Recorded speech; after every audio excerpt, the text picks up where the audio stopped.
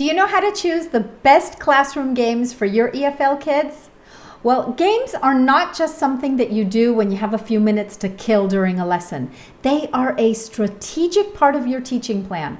But in order to be effective, you've got to follow a few simple rules. There are so many games that you can find on the internet to use in your classroom. Actually, the internet is saturated with them. I could be here telling you, oh, use a ball, or do this, or stand your kids in a circle. But you know what? That's not what my channel is about. I would rather tell you what criteria to use when you're working with kids. I just want to give you the tools so you can make better choices. So let's get cracking with the first one. Number one, make sure the objectives of your game align with the objectives of your lesson. For example, let's say you're playing a game where the kids have to race from point A to point B. But in your lesson, you're actually working on farm animals. How can I connect the two?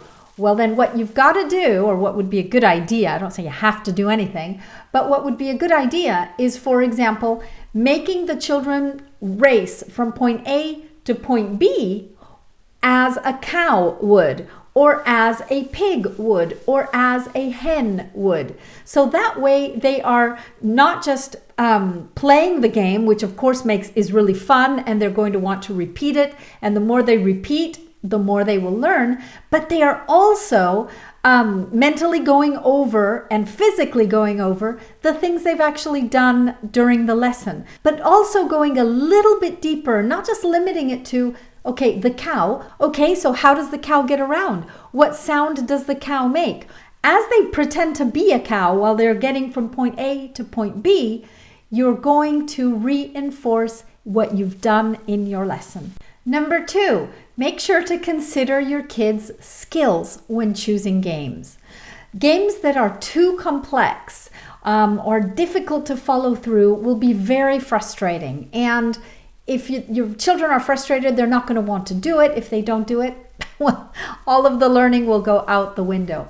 But also games that are too simple and not stimulating enough are going to become boring, and the children will not be pushed to continue or to even look for new ideas within the game. So keep in mind one other thing when you're working with young kids. Now, I tend to work mainly with children that are in the 3 to 8-year-old range. I have lots of preschoolers, but also early elementary.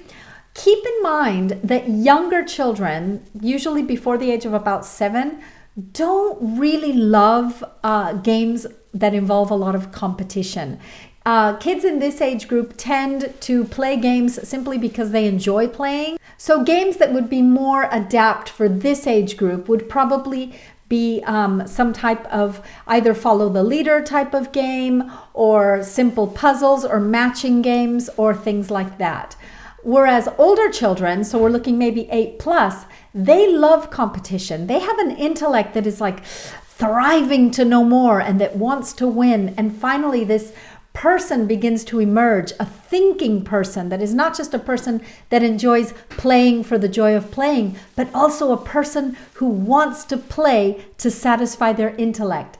And these kids, so about 7, 8+, tend to enjoy games that have competition, have rules, and sometimes even enjoy games that can be a little bit tricky, that may have some type of riddle to figure out or something like that. So just keep that in mind when you're choosing games for your class. Not every game is going to be suitable for every child. Number 3, give the game a try before you actually take it into your lesson. When you're planning games for your lessons, you want to make sure that they're educational, that they are fun, but that they are also doable. So my suggestion is just to give it a try. Try it out with your neighbors, with your children. Do it yourself, okay? By doing it yourself, you'll be able to foresee any problems that may arise along the way. You'll be able to foresee kids' questions and prepare for those. You'll be able to make any tweaks that you need to adjust to your skills needs. Number 4, be prepared. Do not underestimate this one. Your disorganization is going to make the kids get distracted, and when there's distraction, there is going to be chaos. So we don't want that. Make sure you have everything you need before starting your game, before even going into your lesson. Have you printed out what you need? Do you need access to the internet? Do you have all of the materials and supplies that your game requires? Do you have a list of words maybe, or concepts that you want to